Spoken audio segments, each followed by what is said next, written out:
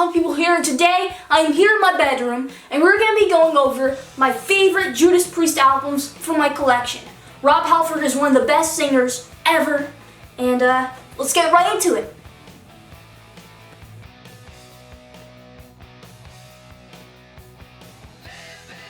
Okay, so the very first Judas Priest album that I'll be picking up is the heaviest one by far, in my opinion, and it's Painkiller.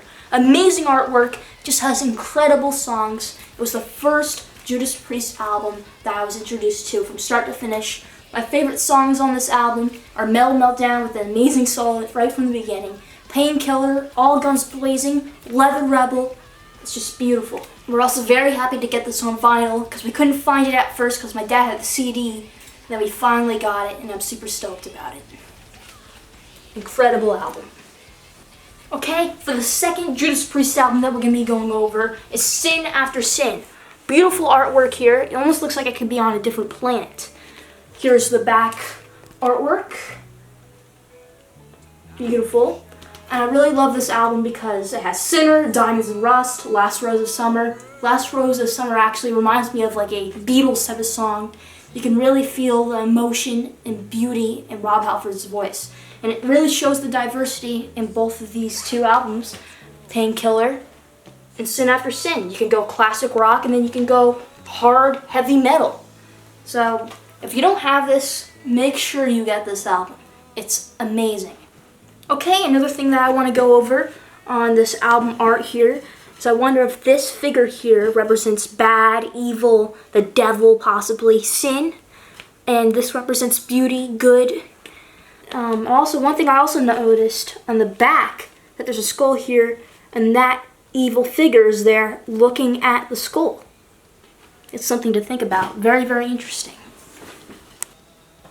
For the third Judas Priest album that we're going to be going over is Turbo.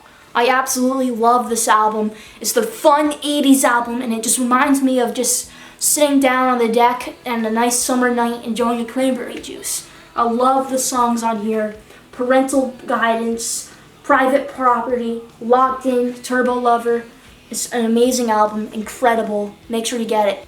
I know some people might say that it's not one of their favorites, but for me it is because it reminds me of the 80s hair metal, 80s anthem music, and it's just a really fun album. Very, very catchy lyrics, very, very catchy riffs. Make sure you check it out.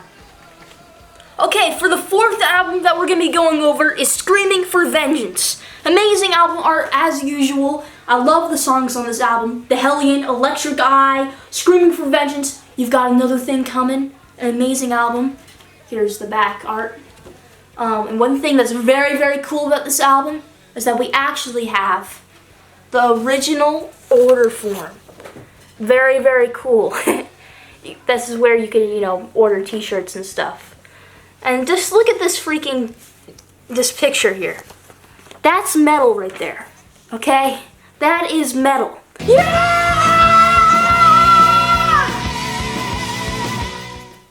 The next album that we're gonna be going over is Stained Class. It's metal, because it has a metal dude with a metal pole going through his head. Here's the album art on the back. My favorite songs off this album is Exciter, Invader, and Stained Class. What I really love about this album, it also has the Queen vibe, but it's a little heavier than the Sin After Sin album. I absolutely love this album. Make sure you guys check it out. Stained Class.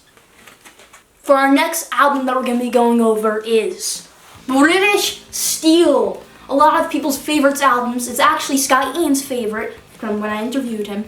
This album is straight to the point, hit after hit. It's amazing. Bam right in your face. Breaking the Law, Living After Midnight. Okay, for the last album that we're going to be covering is Defenders of the Faith. Out of all of these, I'm the least familiar with this one. I've listened to it a lot, but I've listened to all the other ones more. My favorite songs off of this album are Free Will Burning, Some Heads Are Gonna Roll. It's very, very cool. I love the album art. This tiger-looking vehicle thing, robot. It's pretty awesome. Here's the back. Yeah! One more album that I want to cover is the Firepower album. The only reason why we don't have it is because we didn't have enough money when the album came out at the time, and we decided to put our money towards merch at the concert that we're going to be going to. So I got this amazing Firepower t-shirt with the live shows on the back, and you got the Firepower poster.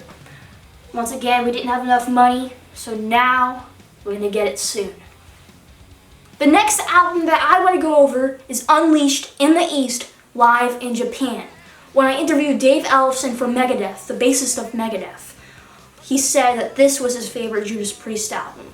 We don't have it yet, but we do have this, the best of Judas Priest album that we have here on CD. Has all of their best hits.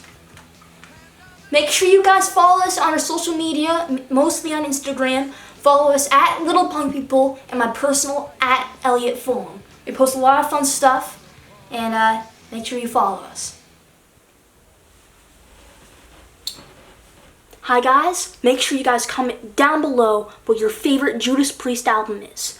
The reason why I did this video is because I wanted to talk about it. Let's discuss.